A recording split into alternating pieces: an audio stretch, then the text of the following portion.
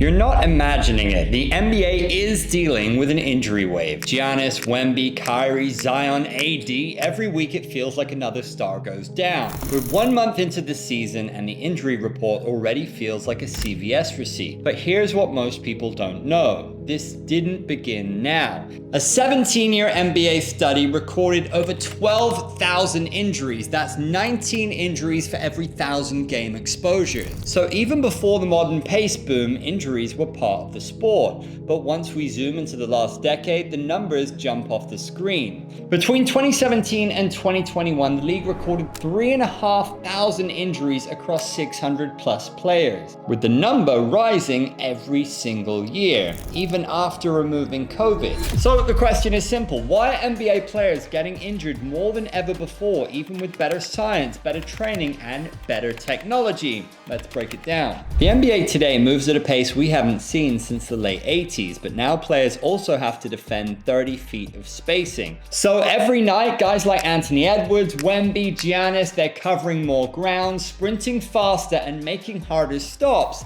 than any era before them. Sports science backs it up. From 2016 to 2019, the league logged over 5,000 injuries, and 62% were lower body, knees, ankles, calves, hamstrings. Lateral ankle sprains alone made up 11% of all injuries. When a guy like Zion tweaks a hamstring or AD has constant ankle flare-ups, it's not random. The pace, spacing, and physical demands of today's game are pushing bodies to their limits without the recovery structure adjusting to match it. The NBA got rid of those brutal stretches, 4 games in 5 nights. Players are pushing harder than ever. Giannis, Zion, Anthony Davis, they're generating more force per step than anyone in league history. Over the past 20 seasons, players have been missing about 4 more games per year than they did back in the late 90s. Players with higher cumulative workloads have a much higher risk of injury. No wonder soft tissue issues like hamstrings and calf strains are skyrocketing. So when fans say everyone's injured these days, people notice it for a reason.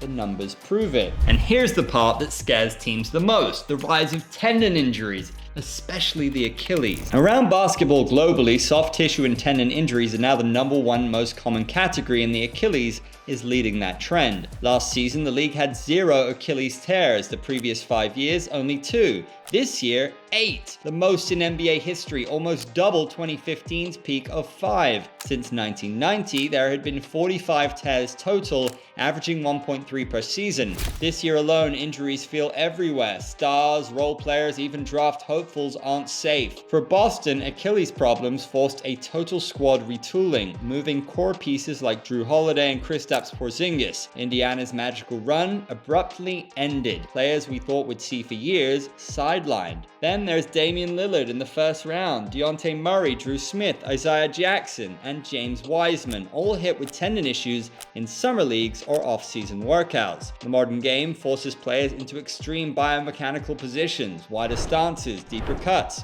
more explosive jumps, heavier torque during stops. And tendons hate repeated high-load stress with limited recovery. Every time a star goes down with an Achilles tear, it's clear this isn't bad luck, it's the price of today's NBA. Players today are bigger, stronger, faster, and more skilled than any generation before them. They train year-round, specialize earlier, and push their bodies harder. More force, more speed, more torque in every move than anyone in the 90s or 2000s. But the system around them, it hasn't caught up. Same 82 games, same travel rhythm, same rest windows, same seasonal timeline. The NBA modernized everything except the thing players need the most: recovery time. It's like giving today's players superhuman athleticism, but still expecting them to recover like players from the 80s. We feel the injury crisis the most when stars go down, because star absences change everything. Academic studies show when star players miss games, TV ratings drop nationally and locally. The product suffers, the stories disappear, the momentum vanishes. It's not about calling out players, it's not about blaming coaches, and it's not even about blaming Adam Silver. It's about a system that hasn't adjusted to the athletes it created. And that's the reality behind the NBA's current injury surge. The game has evolved,